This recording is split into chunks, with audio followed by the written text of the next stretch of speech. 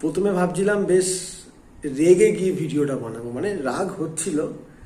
তারপর আমার গত সিজনের একটা কথা মনে পড়ে গেল। আমি নিজেকে একটু শান্ত করে নিলাম যে আলটিমেটলি মাথা গরম করে কি হবে, বিকজ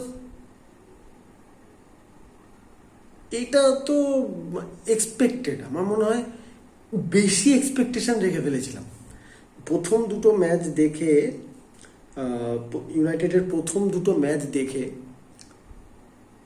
একটু বেশি এক্সপেকটেশন রেখে ফেলেছিলাম। নালে আজকে ম্যানেজার আমাদের great, the Eric ten hack, the one and only manager, এটা বলতে পারে যে আমরা গত সিজনের থেকে এই তিনটে ম্যাচে কম শট কনসিড করছি, we are creating more xG. After that Liverpool loss we are following a pattern. Andre Slot এই ট্রান্সফার উইন্ডোতে একটা প্লেয়ার পেয়েছে, সেটাও হচ্ছে ফেডেরিকো চিয়েসা। তাও পুরোপুরি আন্দ্রে স্লটের সাইনিং কিনা আমরা কেউ জানি না। বাট তিনটে ম্যাচে লিভারপুল 7টা গোল করেছে, কোনো গোল কনসিড করেনি। তো আন্দ্রে স্লট আসার পর থেকেই বোঝা যাচ্ছে যে লিভারপুল যারা অলরেডি, তার তো পছন্দের প্লেয়ার এরা ছিল না নিশ্চয়ই, মানে তার চুজ করা প্লেয়ার নয়। গত সিজনে ক্লপের তৈরি করে দেওয়া টিম এটা। তো সে হ্যাপিলি এই টিমকে নিয়ে পারফর্ম করিয়ে দিতে পারলো তিনটে ম্যাচ। যদিও সিজনের একদম স্টার্ট, বাট সিজনের একদম স্টার্টে অলরেডি আমরা 14 নম্বরে বিলং করছি তিনটে ম্যাচের পর। তো যাই হোক, তো সেখানে আন্দ্রে স্লট পারে, আন্দ্রে স্লট কিন্তু পারছে একটা প্যাটার্ন প্রথম থেকেই। প্যাটার্ন একটা মানে নির্দিষ্ট প্যাটার্ন কি, পুরোপুরি স্ট্রাকচারই রেডি লিভারপুলের।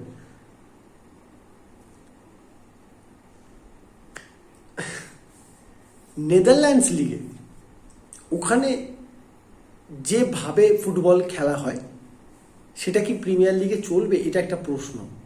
আন্দ্রে স্লটের আমি এর আগে কখনো কিছু ফলো করিনি, সুতরাং বেকার কোনো কথা বলতে চাইবো না। কিন্তু যেটা আমি ফলো করেছি সেটা হচ্ছে পেপ গার্দিওলাকে।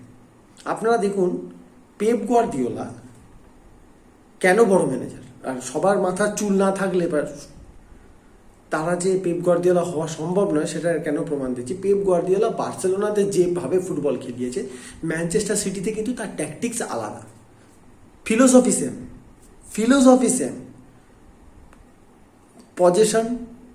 পজিশন, আর তার সাথে যেটা বারবার করে পেপ গার্দিওলা বলে, take the ball, pass the ball. But লা লিগাতে যখন দ্যাট গ্রেট বার্সেলোনা টিম যেভাবে ফুটবল খেলতো, that tiki taka, that way of attack, এখানে কিন্তু সেটা নয়। আপনারা মনে করে দেখুন, দ্যাট প্রাইম বার্সেলোনা, তারা কিন্তু লং বল খেলতে ইউজ টু ছিল না। ছিল না, কারণ তাদের কাছে প্লেয়ার সেই ছিল না। পেপ গার্দিওলা প্রথম সিজনের ফার্স্ট ম্যাচে বুঝে গেছিল premier league is something different. মানে প্রিমিয়ার লিগে লা লিগার ওই ট্যাকটিক্স এখানে হবে না। উই নিড সাম প্লেয়ার যাদের ফিগার আছে, যাদের স্ট্রেংথ আছে। এখানে আমাকে দরকার পড়লে লং বল খেলতে হবে। ডিব্রোনা তাই লং বল খেলে, ডিব্রোনা তাই ইন বিহাইন্ড লং বল ফেলে হালান্ডকে।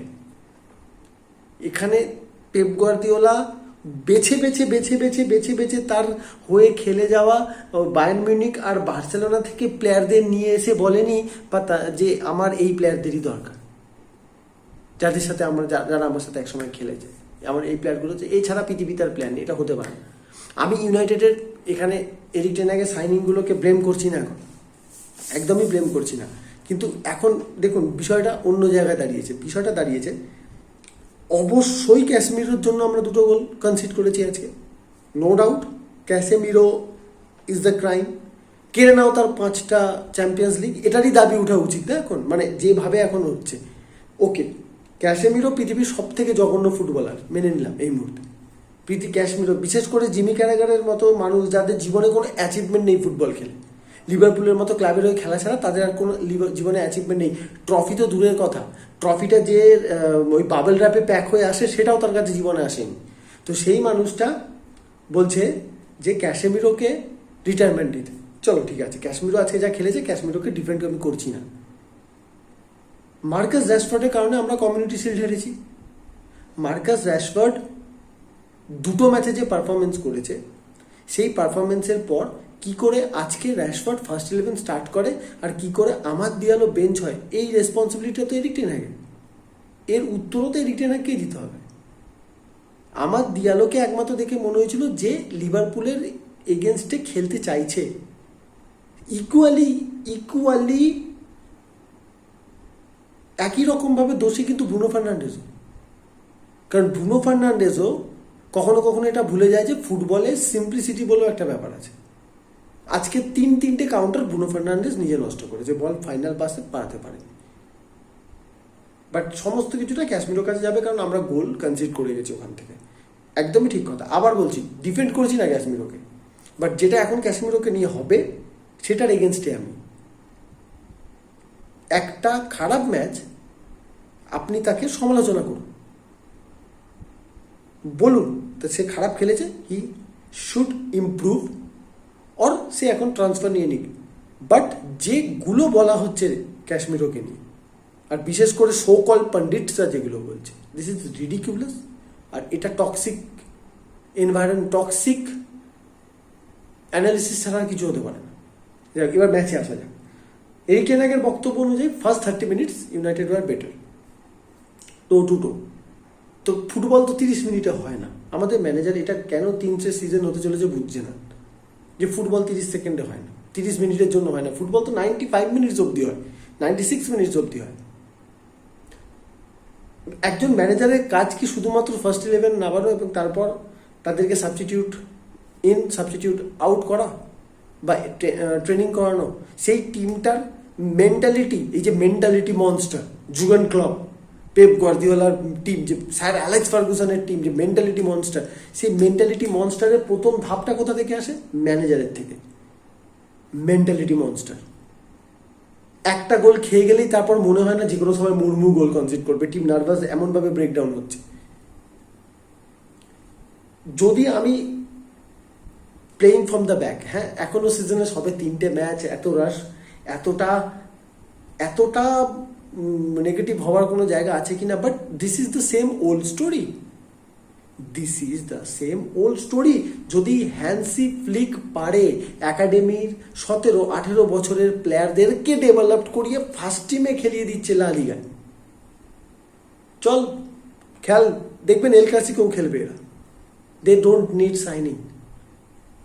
ইউনাইটেড একসময় পারতো, আজ কেন পারে না? তার জন্য ম্যানেজার কেন রেসপন্সিবল নয়? আগে ইউনাইটেড 1 গোল 2 গোলে হারলেও ওলে গানার সোলস্কারে আমরা জামা প্যান্ট খুলে দিতাম। ম্যানেজার ট্যাকটিক্স নেই, এই নেই ওই নেই। আমি ফুটবলের খুব কম বুঝি, আমি কোনো বড় জীবনে অ্যাচিভমেন্ট করিনি ফুটবল থেকে, কিন্তু আমি এটুকু অন্তত জানতাম যে ওলে গানার সোলস্কারের টাইমে একটাই ট্যাকটিক্স ছিল, ডিফেন্স স্ট্রং করো, কাউন্টারে উই উইল হিট দেম। 3 বছর হতে চললো ফুটবলে, 3 বছর হতে চললো আমাদের গ্রেট এরিক টেন হ্যাগের। ট্যাকটিক্স কি আছে?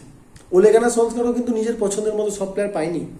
ওলে গানার সোলস্কার হালান্ডকে চেয়েছিল, ওলে গানার সোলস্কার বেলিংহামকে চেয়েছিল স্টার হওয়ার আগে কম টাকায়। ওলে গানার সোলস্কার আরও অনেক প্লেয়ারদের চেয়েছিল পোগবাকে সরাতে, চেয়েছিল মার্শিয়ালকে সরাতে, চেয়েছিল কিন্তু অনেক ডেড উডদের ক্লিয়ার করতে। কিছু পেরেছিল, 70% পারেনি, 30% পেরেছিল। তখন ওলে গানার সোলস্কার আমাদের ক্লাব লেজেন্ডকে, এই ইউনাইটেড সাপোর্টার্স গ্রুপরা কীভাবে, মনে আছে সোশ্যাল মিডিয়াতে শুধু গন্ধ ছড়াতে আসেন, কীভাবে ক্লাব থেকে রীতিমতো তাড়ানো হয়েছিল ওলে গানার সোলস্কার। হ্যাঁ আমি এই কথাটাই বলবো, তাড়ানো হয়েছিল, কারণ 4টে ম্যাচের রেজাল্টের ওপর ওলে গানার সোলস্কারকে স্যাক করা হয়েছিল। আজকে এরিক টেন হ্যাগ এতটাই কপাল নিয়ে এসছে লাস্ট সিজন। ট্রফি আছে বস, মানছি ট্রফি আছে বস, FA cup, league cup, but FA cup, league cup জেতার কম্পেনসেশন কখনো হতে পারে না আমরা লিগে 8th, we are Manchester United. এটা আমরা ভুলে গেছি। আই থিঙ্ক আমি জানি না ইনিওস এরপর কি সিদ্ধান্ত নেবে, স্যাক হওয়ার তো কোনো জায়গা নেই, but it is not good যা হচ্ছে। বিকজ আমি গত সিজনেও বলেছি, আমি এই সিজনেও বলছি, Eric ten hag is a biased manager, যে নিজের ট্যাকটিক্সের ওপর এতটাই ওভার কনফিডেন্ট এবং সে এটা সবাইকে প্রুভ করানোর চেষ্টা করছে, আমি আমার ট্যাকটিক্স দিয়েই পারবো, কিন্তু সে কোনো আপগ্রেডেশন আনছে না। রিডিকিউলাস, মানে ইভেন আমার এখন মনে হয় ইউনাইটেড উনাই এমরির মতো কোচের জন্য গেলে ভালো হতো। তাদের একটা এই যে winning mentality, winning trophies, it's all about, আমার যেটা মনে হয় it's all about Premier League and Champions League. It's all about Premier League and Champions League for teams like Manchester United. কেন রিয়াল মাদ্রিদ? বিকজ তারা La লিগা champion হয় বা champion হওয়ার রেসে থাকে অলওয়েজ, এবং তারা চ্যাম্পিয়ন্স লিগে অলওয়েজ ফেভারিট হয়ে যায়, সেই জায়গাটা থাকে তাদের। তারা লড়াই করে এই ট্রফিটার জন্য, তারা লড়াই করে 30 মিনিট টো যাবে বলে না। তারা কখনো এটা বলে না তাদের ম্যানেজার যে লাস্ট 2 সিজনে আমরা সিটির পর সব থেকে বেশি ট্রফি জেতা আমরা ক্লাব, সো সেদিক থেকে দেখতে গেলে আমরা ইংল্যান্ডের অন্যান্য ক্লাবের থেকে better. Is that the reality? Erik ten হ্যাগের এই মন্তব্যের পর এটাই বলতে হয়, is that the reality? Actual reality তো এটাই যে ইউনাইটেড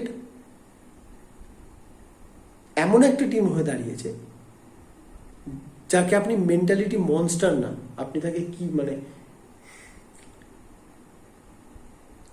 মেন্টালিটি নেই এই টিমটার মধ্যে। উইনিং মেন্টালিটি ইনজেক্ট করা এই টিমটার মধ্যে হয়তো পসিবল না, বিকজ এই ম্যানেজার, যে ম্যানেজার এটা ইনজেক্ট করবে সে নিজেই জানে না বড় ট্রফি জেতা কাকে বলে। আমি কোনো ক্লাবকে ছোট করছি না, আমি কোনো ক্লাবকে স্টিল আই থিঙ্ক অনেক হয়ে গেছে এই সিজনে। আমি প্রথমে একটা জিনিস ভেবেছিলাম ইউনাইটেডের সাথে হয়তো হিউমিলিয়েশন আর হবে না, আই ওয়াজ রং। এই সিজনে United will get same kind of humiliation second and again. এবার লিভারপুলের সাথে হয়েছে, আর আমি যা খেলা দেখছি আর্সেনাল তো ছেড়ে দিন, অনেক বেটার এখন আমাদের থেকে। ম্যানচেস্টার সিটিকে তো ধরবই না কোনো কিছুর মধ্যে। Even Aston Villa, West Ham, even Nottingham, even Ipswich Town, তাদের খেলার মধ্যে যেন একটা ধরন আছে। তারা যেন আর মানে আর কিছু, সত্যি কথা, ওই একটা কথা আছে না, ওই যেটা বলা হয় যে আপনি সব কিছু পাল্টে নিতে পারবেন, নিজের ফুটবল ক্লাব পাল্টাতে পারবেন না। আর এটা না ফুটবল সাপোর্টারদের জন্য খুব খুব পেনফুল একটা লাইন। কখনো কখনো সিরিয়াসলি মানে এই লাইনটা, এটা যতটা ভালো শুনতে লাগে কখনো কখনো এই লাইনটা বড্ড চাপের লাইন। একটা সময় 30 বছর ধরে লিভারপুল সাপোর্টাররা, প্রায় 15-20 বছর ধরে আর্সেনাল সাপোর্টাররা, একটা সময় চেলসি সাপোর্টাররা সবাই সাফার করেছে। It's time for Manchester United to suffer.